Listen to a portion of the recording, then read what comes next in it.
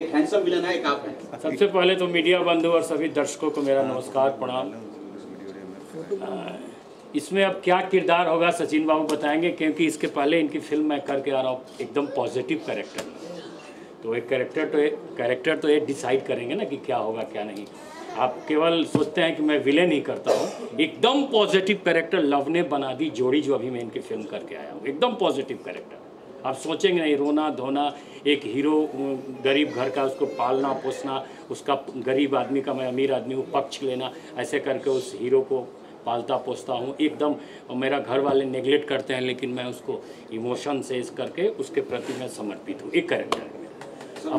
मैं तो ये समझ रहा हूँ सर, आज से आप गेटअप में आ गए, किरदार में आ गए, तिलक लगाए हैं, गमछा नहीं सर, लीडर वाले गेटअप में आ गए। ऐसी कोई बात नहीं हो। तो मैं हमेशा ऐसे कैरेक्टर में इंडस्ट्री में मैं एक ऐसा आदमी हूँ, मैं हमेशा सोते समय तो रे आदमी आके एक कपड़ा लगाएगा भाई, लेकिन हमेशा मैं कैरेक्टर में रहता हूँ, इसमें जरूरत नहीं।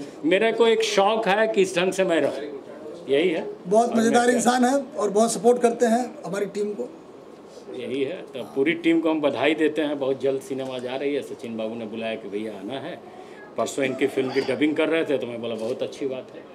तो इस ढंग से जब कहानी आएगी तो सब बनेगा, किसका क्या किरदार है, यही ना। बिल्कुल। उसके बाद सब होगा।